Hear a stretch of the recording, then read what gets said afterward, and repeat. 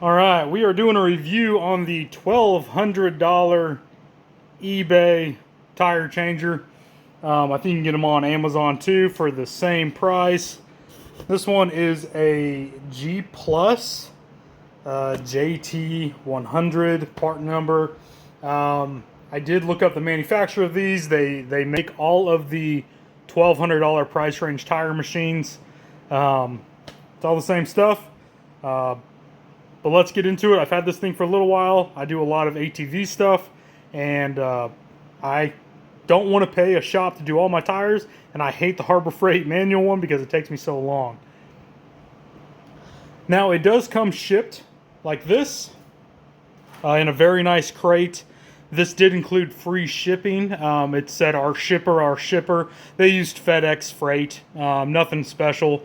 They have a lift gate on their trucks. They delivered it to my house and to my garage door. They would have taken it inside if I was home, but my wife took delivery of it. Other than that, the tower here is unbolted when you get it.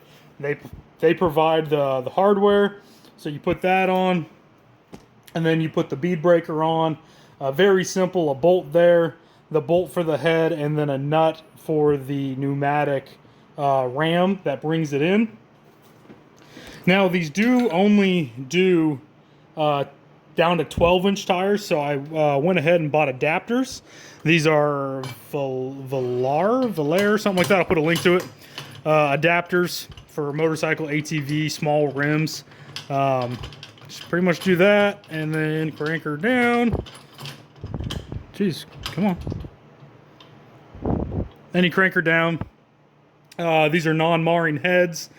You can flip them around, pretty much install it the way you want to, but they do fit on the actual feet of them, which I was really happy about. Obviously, like the Coats and the Ranger, more higher end, will have those are adjustable. So I had to buy the $100 kit. Not that big of a deal. Down here on the feet controls, it is 110 volt. That it's only for the table. Press down for clockwise, pull up for counterclockwise. I just have it plugged in to the wall there, and I have not had any issues running everything else and it popping the brake or anything, so I don't think it draws much. Everything else is air. For that to come in and out, it says external and internal lock for the rim, and then to break the bead, it is on the foot. Some of the other ones, they have them on both sides, so you can use both feet. I wasn't too concerned about it. That does not have a thumb control like the Coatses do, but honestly, not that big of a deal. It's just literally right there in the center. Little cubby right there, which I did not notice until I can quit piling everything on top there. Did come with the bucket for tire lube, but no tire lube in the brush. Thought that was kind of funny. They do brag about the heavy duty regulator and water separator, and at first I thought it was pretty cheap looking. It only comes with a hose barb, not a actual hose fitting, so I had to put that on there for mine. It only came with a barb, so like they wanted you to take a cut off end and put it on there with like a clamp, and I wasn't going to do that. I thought it was pretty cheap when I was putting it on, but I think it's just this plastic washer right here that makes it kind of feel that way. Are there higher end ones? Yeah, but it is what it is. It does come with a air pressure hose, gauge, gun. The couple sets that I've already done, I did not use that one just because mine is a snap-on one, and I like it better. That's the only reason why. This spring is very good. It snaps right back. So yeah, I do have a tire here to dismount. So let's get to it. All right, I will say it does require quite a bit of air to use these, so you want to make sure you have a decent sized tank, reserve capacity. I already popped the Schrader out of this, but I did put it back in just because ATV tires tend to like a little resistance.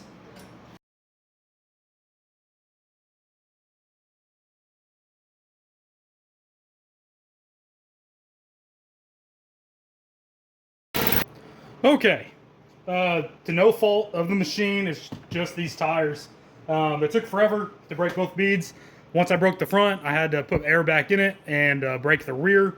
I don't know if it's the head's just too big, I can't get the right angle, or just OE rims are a pain in the butt, which they are. So either way, no fault of its own. Got it extended out here. Go with an external clamp, just like that. Since I don't have like grease lube, just a little bit of Dawn soap and water.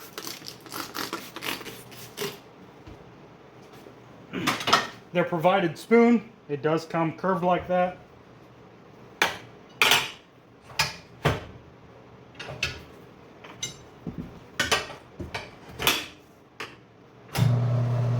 I mean, it's not going to win any races, but strong enough to pop that off.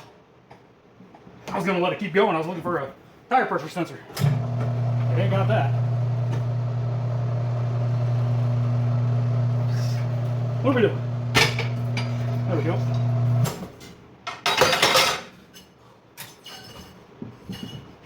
And just like that, tires off. Obviously, your majority of your time is going to take place with the bead breaker. But yeah, it does use a lot of air. I think you guys heard it kick on. But these things, let's get that name again. One of these has the sticker on it. It's Vevor, or Vevor, V-E-V-O-R. I'll put the link there in the description along with the ad there. But pop that off. Now I did notice after each one, you got to tighten these back up. I don't know, just the name of the game, I think. It's not that big of a deal in my opinion. But yeah, it would be ready for a new tire, but these will actually be going to a swap meet with me to be for sale. So, with that, that's the machine. Very simple to put together. Just 4 bolts back there on the tower. That bolt, and nut. A nut on the ram. And then put your head on. And that's it. Really, for a home shop. And it was $1,400 after tax, delivered to my house. Pretty good investment if you ask me, if you're doing a lot of tires. Some people like the manual ones. It is what it is. I don't. All right, guys. Catch you on the next one.